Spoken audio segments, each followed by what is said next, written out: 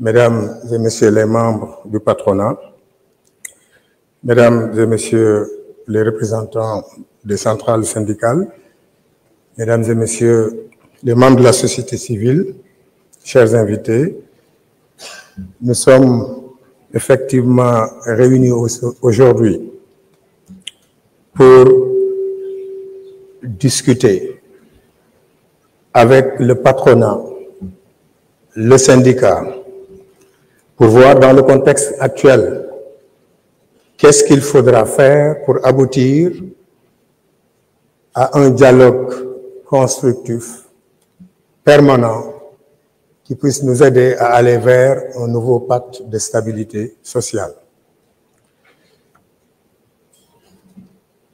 Sur la base des directives du président de la République, le Premier ministre Ousmane Sonko et son gouvernement ont choisi ce jeudi 27 février 2024 pour être le point de départ d'un dialogue constructif basé sur la vérité, comme je l'ai dit tout à l'heure, qui va nous permettre d'avoir une stabilité sociale qui puisse nous permettre de mettre en œuvre l'agenda de transformation Sénégal 2050. Nous le savons tous, sans stabilité sociale, il ne peut pas y avoir de production. Et s'il ne peut pas y avoir de production, il ne peut pas y avoir de développement. Et c'est dans ce contexte, effectivement, que ce dialogue a été lancé. Nous savons tous qu'il y a eu un pacte de stabilité sociale qui date de 2014. 10 ans après, ce pacte doit être revu. Il doit être effectivement évalué. Parce que l'environnement a changé, ce pacte doit évoluer. Donc le pacte de stabilité sociale qui existe aujourd'hui date de 2014. Il avait été signé à la clôture de la première conférence sociale par le gouvernement, le patronat et l'ensemble des centrales syndicales. Son objectif général était de contribuer à l'instauration et à la consolidation d'un climat social apaisé, propice à une émergence économique. Nous parlons maintenant de l'agenda de transformation économique, Vision 2050. Ce pacte devait effectivement permettre, comme je l'ai dit tout à l'heure, d'aider à la transformation structurelle de l'économie, d'aider à une amélioration significative des conditions de vie des populations et le renforcement de la sécurité, de la stabilité et de la gouvernance de la protection des droits et libertés et de la consolidation de l'état de droit. Ces problèmes sont toujours actuels. Pendant ces 10 années, effectivement, le pacte a connu certaines réalisations. Les résultats les plus notoires ici concernent la signature de plusieurs conventions collectives. Nous allons y revenir tout à l'heure, Monsieur le Premier ministre, quand nous ferons l'état des lieux des revendications sociales, syndicales. Donc, il y a eu, effectivement, la signature de plusieurs conventions collectives. 9, je crois bien. Nous allons y revenir. Il y a eu aussi la mesure de la représentativité syndicale avec les élections de représentativité.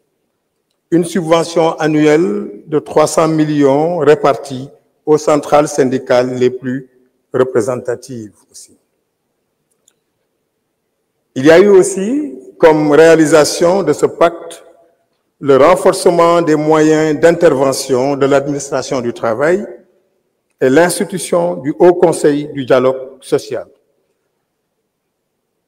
À ces importantes réalisations s'ajoute la mise en œuvre de mesures à fort impact social et économique, notamment la retraite à 60 ans dans le secteur privé, l'instauration d'une pension de retraite minimale, l'adoption d'une nouvelle réglementation relative au stage et à l'apprentissage, l'adoption de la politique nationale de sécurité et santé au travail, la ratification de la Convention numéro 183 sur la protection de la maternité et la revalorisation du SMIC et du SMAC.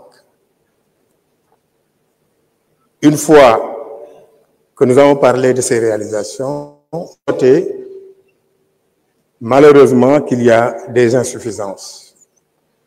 Donc, les insuffisances relevées malgré tous ces progrès sont autant pour nous aussi des défis qu'il faudra relever.